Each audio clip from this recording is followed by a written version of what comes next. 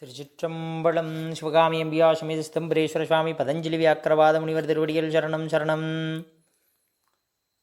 மல்லிகார்ஜுனம், மத்தியார்ஜுனம், புடார்ஜுனம். இதில் இந்த 3 அர்ஜுனத்தில் என்ன ரகசியம் என்றால், சுவாமி 3 இடங்களில் அர்ஜுனம் என்று சொல்லக்கூடிய, அர்ஜுனம்னா மருத மரம்னு பேர். வடமொழியில் அர்ஜுனம் என்ற சொல்லுக்கு மருத மரம் என்று பேர். சுவாமியோட 3 சிவாலயங்களில் அர்ஜுனம் என்று சொல்லக்கூடிய மருத மரத்துக்கு கீழே சுவாமி சுயம்புவாக உருவாயிருக்காரு. இதில் இன்னொரு ரகசியம் என்னவென்றால், சாமியோட தலைப்பகுதியில் ஒரு அர்ஜுன மரம் இருக்குது, சாமியோட இடைப்பகுதியில் ஒரு அர்ஜுனம் இருக்குது, சாமியோட புடை என்று சொல்லக்கூடிய பாதப்பகுதியில் ஒரு அர்ஜுனம் இருக்குது. அப்படி என்று சொன்னால் சாமியோட தலை எது என்று கேட்டால், ஸ்ரீசைலம் என்று சொல்லக்கூடிய மல்லிகா அர்ஜுனேஸ்வரர். மல்லிகம் என்றால் வடமொழியில் தலைன்னு அர்த்தம். அந்த ஸ்ரீசைலத்தில் தலவிருச்சம் என்பது மருத மரத்துக்கு கீழே சுவாமி அந்த மலை கொழுந்தா ஸ்ரீ பற்பதம், தமிழில் ஸ்ரீ பருப்பதம் என்று சொல்லக்கூடிய ஸ்ரீசைலத்தில் சுவாமி மல்லிகா அர்ஜுனேஸ்வரராக இருக்கார். அப்போ ஸ்ரீசைலம் என்பது சுவாமியோட தலைப்பகுதி. இன்னொன்று, சுவாமியோட அடுத்து இடைப்பகுதி. சாமியோட இடைப்பகுதி எதுவென்றால் திரு இடைமருதூர். திரு இடைமருதூர். அதனால தான் சுவாமிக்கு பேர் மத்தியா அர்ஜுனேஸ்வரர்னு பேர். இடைமருதூர் நாதர். மத்தியம் என்றால் இடை. அப்போ திருவிடைமருதூரில் சுவாமியோட தலவிருச்சமும் மருத மரம் தான். அதனால தான் பட்டணத்து சுவாமிக்கு சுவாமி திருவிடைமருதூர்லேருந்து மருத மலத்துக்கு கீழே கிடைச்சதுனால அவருக்கு மருதவாணருங்கிற பேரோடையே அவர் பட்டணத்து சுவாமிக்கு குழந்தையாக போகிறார். பட்டணத்தாருக்கு குழந்தையாக போய் அவர் ஆட்கொள்கிறார். திருவிடைமருதூரோட தலவிருச்சம் மருத மரம். திருவிடைமருதூர் சாமியோட இடைப்பகுதி. அடுத்து சுவாமியோட பாதப்பகுதி. சாமியோட பாதம் எது என்று கேட்டால் திருப்புடைமருதூர்னு பேர்.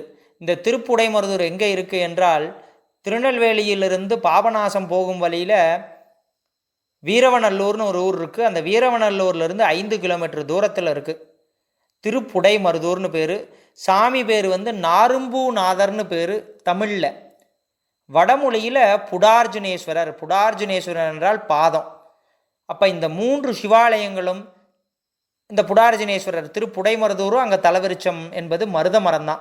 இன்றைக்கும் போனாலும் 2000 வருஷம் பழமையான ஒரு மருத மரம். அந்த மருத மரத்துக்கு உள்ளே இருந்து மான் ரூபத்தில் சுவாமி துள்ளி குதித்து போய் ராஜா அந்த மானை வேட்டையாட, அந்த மானோட அம்பானது சிவலிங்கத்து மேலே பட, அந்த சிவலிங்கத்திலிருந்து ரத்தம் பீறிட்டு வர, அதுக்குள்ளே ராஜா என்னென்னு போய் தோண்ட அங்கே ஒரு சுயம்பு சிவலிங்கம் இருக்குது. இன்றைக்கும் அந்த சிவலிங்கத்தில் அந்த ராஜாவோட வில் அம்பு பட்ட தழும்பானது இருக்குது. அங்கே சுவாமியோட பேர் நாரும்பூநாதர் என்ற புடார்ஜுனேஸ்வரர். இது எதுக்காக சொல்கிறோம்னா, சுவாமி பல ஆலயங்கள் கொண்டு இந்த உலகத்தில் எழுந்தருளிருப்பது எதுக்காக என்றால், நம்மளுடைய பாவத்தை அழித்து நமக்கு திருவருளை கொடுப்பதற்காக. அதனால் இந்த ஆலயங்கள்லாம் ரகசியமாக, இது 3மே சாமியோட ஒரு ஸ்ரீசைலம் சாமியோட தலைப்பகுதியாகவே கருதப்படுவது. திரு இடைமருதூர் சாமியோட இடைப்பகுதியாகவே கருதப்படுவது. திருப்புடைமருதூர் சாமியோட பாதமாகவே கருதப்படுவது. அப்புறம் இன்னமும் சொல்லணும்னா, சாமியோட மூலட்டான சக்கரம் தான் திருவாரூர். சாமியோட நாபி தான் திரு ஆனைக்காவல். சாமியோட வயிறு பகுதி, அதாவது அக்னி தான் திருவண்ணாமலை. சாமியோட இருதய பகுதி தான் சிதம்பரம். சாமியோட கண்டம் தான் ஸ்ரீ காளஹஸ்தி. சாமியோட நெற்றிக்கண் என்று சொல்லக்கூடிய புரு மத்தி தான் காசி.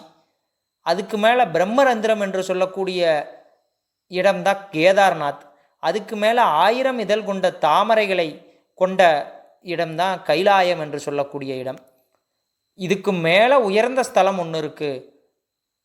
இந்த சிவாலயமானது சாமியோட தலையிலிருந்து 12 இன்ச்சு அங்குலம், 12 இன்ச்சு வெளியே இருக்காமா. வெளியே சுற்றி கவசம் போட்டுகிட்டே இருக்கான். அதுதான் துவாதசாந்தம். தசம் என்றால், துவா என்றால் 2, தசம் என்றால் 10.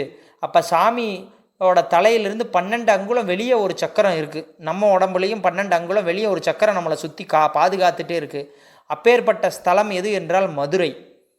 மதுரை தான் துவாதசாந்த சேத்திரம் என்று பேர்.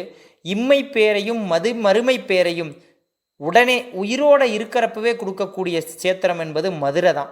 அதனால் சுவாமி இவ்வளோ ஆலயங்களில் ரகசியமாக குடிகொண்டிருப்பது எதற்காக என்றால், நம்மளுடைய பாவங்களை நீக்குவதற்காக.